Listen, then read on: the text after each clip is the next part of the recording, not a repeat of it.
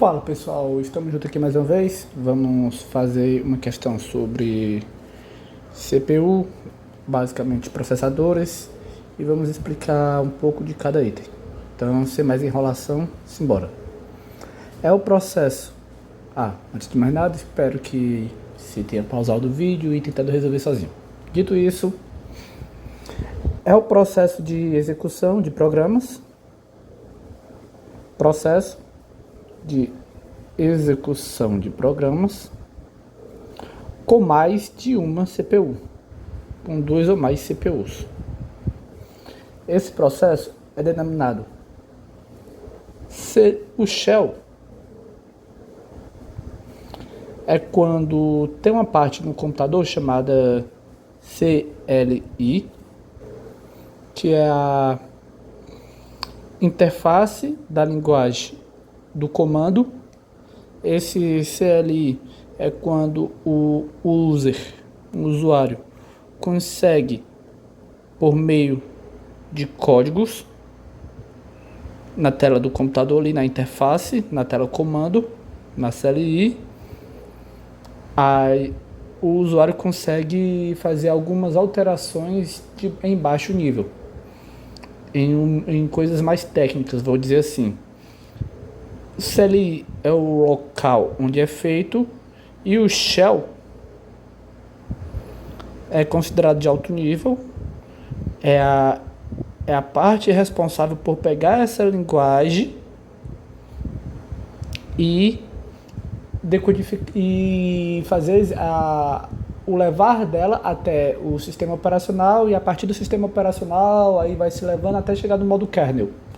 Mas o shell é essa parte que fica junto com o usuário. Então tem mais a ver com a parte de controle, da máquina. Então não é o shell. Quando falamos plataforma, o que é a plataforma? A plataforma é a junção do hardware mais sistema operacional. Plataforma é a parte que abriga toda a parte do hardware mais o sistema operacional. Por exemplo, uma plataforma Windows ou uma plataforma Linux. E isso não tem a ver com a execução de programas com mais de um processador ou CPU. CPU igual processador. CPU, outro nome para processador. Aí tem esse aqui, multiprogramação. Do que isso se trata? Quando você, por exemplo, abre o seu... Aí quando você abre ali seu navegador, tem ali seu navegador, enfim. Aí lá no sistema lá, aí seu navegador tem um YouTube rodando, tem seja lá um Google aberto, tem um Instagram ou tem um Zap Web, enfim. Só nisso aqui nós já temos uma programação funcionando no YouTube. Aí você deixa tocando música enquanto faz uma pesquisa. Aí enquanto você faz uma pesquisa no Google, você recebe uma notificação do Zap. E tudo isso rodando enquanto você está esperando na mesma máquina, no mesmo computador, em daemon, em oculto lá, você está esperando em outra pasta, em outra aba, em outro diretório lá, você está esperando os dados carregarem lá. Você fez uma transferência de arquivo, por exemplo, aí está esperando a transferência de arquivo lá, que você tirou, sei lá, de um pendrive e colocou no computador, ou vice-versa. Percebe que nestes casos há várias programações funcionando. Para que elas estejam funcionando com uma alta velocidade, funciona pelo menos uma CPU. E aqui essa CPU vai usar uma política de escalonamento, vai dizer quem é a prioridade e vai dar um pouquinho de tempo, um pouquinho de processamento para cada uma dessas. Um pouquinho para o YouTube, aí termina a vez do YouTube, vai para o Google, termina a vez do Google, vai para o WhatsApp, termina a vez do Zap e vai para a transferência de dados. E cada um desses processos vão sendo executados sequencialmente. Mas apesar de estar sendo executado sequencialmente, a velocidade é tão rápida que você pensa que está simultaneamente. Você, na sua visão de usuário, está simultâneo, mas na prática tem um processo chamado time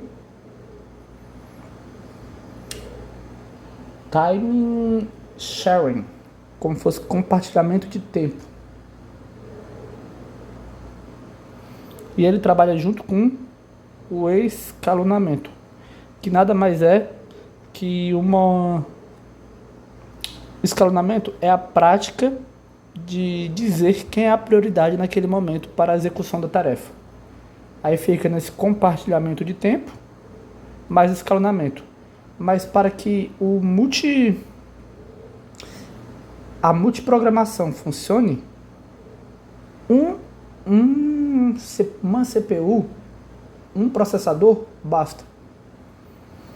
Não precisa, como na questão está me pedindo, de mais de um. Entretanto, quando a gente vai falar agora da nossa questão, até por eliminação, do multiprocessamento, o nome já fala, multi, de vários processamentos. Se a gente associa CPU, associa a palavra processo ou processamento, onde cada uma dessas etapas se tratam justamente de um processo, de um processamento, então a gente abarcaria item C. Mas aproveitando que o ensejo, quando a gente está falando aqui de multiprocessamento,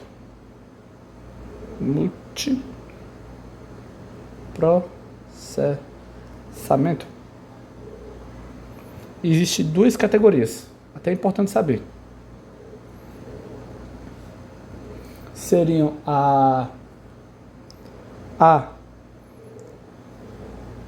AMP, que é o processamento assimétrico.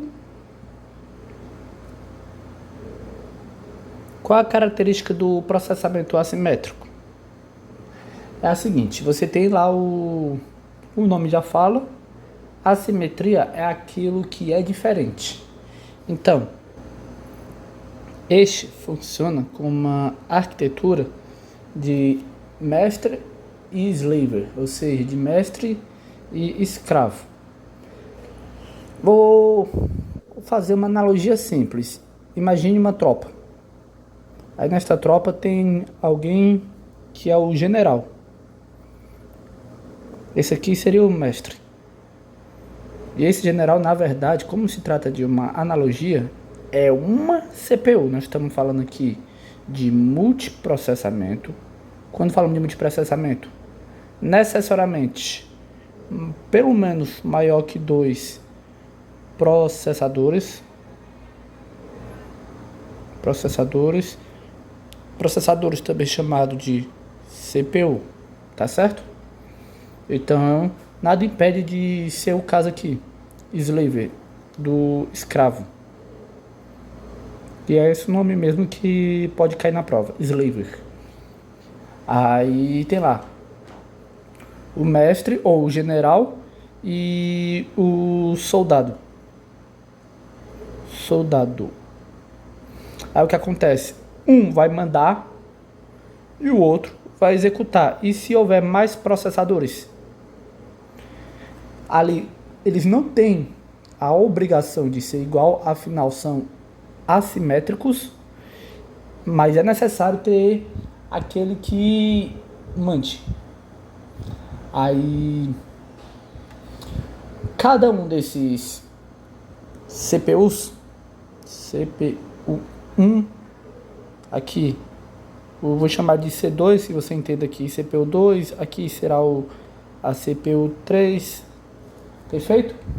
Cada um vai ter uma tarefa, não necessariamente eles têm a mesma capacidade, mas eles vão trabalhar junto, a fim de concluir uma missão, seja lá de executar algum programa, enfim, cada a mercê daquele que mandar. Entendido? Então, aqui de característica. Pode haver divisão rígida das CPU, das CPUs, com a ideia mestre e o subordinado. Pode haver também uma situação de preferência para sistemas embarcados. Toda vez que falarmos em sistemas embarcados, nós estamos falando de tem um sistema, um sistema de tecnologia que tem lá o seu processamento, mas que a função principal não é o processador. Por exemplo, tem uma televisão, mas a minha televisão tem internet, então acaba que o objetivo principal não é o ter internet, e sim ser a televisão, assim como a geladeira. Hoje em dia tem geladeira que também tem acesso à internet. Todos esses exemplos são exemplos de sistemas embarcados. Então, para os sistemas embarcados, eu consigo estabelecer isso com a maior facilidade, que é justamente essa diferença.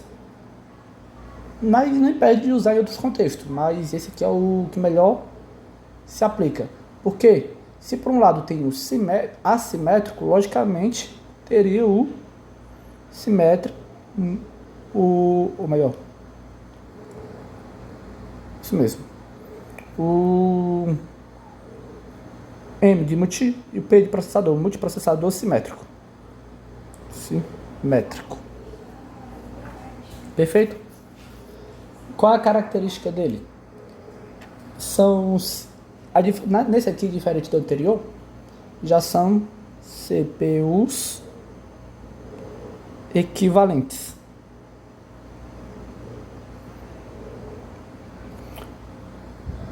Geralmente, eles têm memória compartilhada, enquanto na assimétrica cada um ali tem a sua função. Aqui eles têm memória compartilhada, porque eles são usados para compartilhada. Porque eles são usados compartilhar. Eita, que agora deu memória compartilhada, tá certo? A fim de executar a mesma função. Então é bom que eles saibam o que estão fazendo ali juntos. Não tem essa necessidade de exclusividade. E essa memória compartilhada é um dos motivos que pode ajudar ali, não somente pode, como ajuda ali no escalonamento, no balanceamento de carga, ou seja, escolher aonde destinar mais a memória, aonde destinar mais a capacidade de processamento. Então, eles são bons em balanceamento de carga, mais simples. Entendido? Balanceamento de carga. E são essas, balanceamento de cargas, são essas os principais pontos cobrados nas provas. Quando falarmos de multiprocessador, entenda, ou ele é simétrico e tem a característica de todos os soldados estarem trabalhando na mesma missão ou para a mesma missão, podendo até trabalhar ali para contexto diferente, logicamente. Mas quando chega ali o sistema operacional e tem que fazer o devido papel de escalonamento, o sistema operacional ele não tem a dificuldade de escolher, poxa, quem é que eu vou mandar executar essa missão? O sistema operacional olha e fala, você, faça isso. CPU 1, faça isso. CPU 2, faça aquilo outro. Não precisa se preocupar em, poxa, a CPU 1, que é o caso. Aqui o sistema operacional teria mais dificuldade em dizer, poxa, a CPU 1 tem menor capacidade que a CPU 0. Poxa, a CPU 0 foi destinada para processar essa parte aqui de comando. Então, é de acordo com o uso e não vai perguntar exatamente mais profundo que isso. Pelo menos não creio. Mas fica o conhecimento. Enquanto o modo, a arquitetura assimétrica são várias CPUs iguais, ali com a mesma capacidade, o assimétrico são os CPUs diferentes. Aí a gente viu também, revisando aqui, o que é o trabalho de multiprogramação, que na verdade pode ser feito com mais de um CPU? Pode. Mas se tiver apenas um CPU, consigo executar essa multiprogramação? Sim. Que é o quê? A capacidade de ficar na time sharing. É a mudança de tempo rapidamente. Ficar mudando aonde dar a atenção da CPU. De uma CPU só, de tão rápido que parece que é simultâneo. Vimos aqui que plataforma é aquela que podemos escolher entre Windows, entre Linux, é o local que abriga tanto o hardware, mas o sistema operacional. Conseguimos ver que Shell é a parte que lê o que você escreveu e depois envia para o sistema operacional executar. De maneira simples, você vai e procura a CLI, Interface Language Control, a interface de linguagem de controle da máquina. Você quer mudar alguma coisa ali na máquina de mais baixo nível, você vai até a CLI. Então tá aqui, você, user, esqueci o S, pronto, user, aí vai até a CLI, interface de linguagem de controle. Aí daqui vai para o Shell. Aí o Shell vai lá, lê o que você escreveu. Aqui no CLI é o local que você escreve. O Shell ele vai lá e lê. Aí o Shell vai lá e envia para o sistema operacional. No sistema operacional vai acontecer a parte de funcionamento da CPU. Aqui, de acordo com o modelo, vai escolher qual CPU vai executar o que, quando e como. E por fim vai chegar, e nesse interim, nesse momento aqui, ele vai para que a CPU execute, antes de chegar na CPU, a forma que ele faz para chegar até aqui, ele utiliza o modo kernel, que é já a linguagem de mais baixo nível. E finalmente é executar, e a CPU vai lá e executa. A CPU é quem executa e dá o ok, foi feito. Então pessoal, é isso, espero que vocês tenham entendido. Se tiver gostado, peço que curta, comente, compartilhe. Se tiver gerado esta aula algum valor para vocês, peço que continuem estudando, não desistam. A jornada é longa, mas a vitória é certa. Peço que tudo quanto vocês fizerem, façam ali com... Isso vale para estudo, vale para trabalho, vale para tudo. Tudo quanto vocês puderem, façam ali como se estivesse fazendo para Deus. Então, poxa, se você não tiver tempo para fazer melhor ou uma questão de prioridade, poxa, com o que você tem ali, dada a prioridade que você consegue dar, e tudo bem, você não tem como você ser perfeito em tudo, mas faça ali como se estivesse fazendo para Deus, entende? Ou você sendo um representante dele.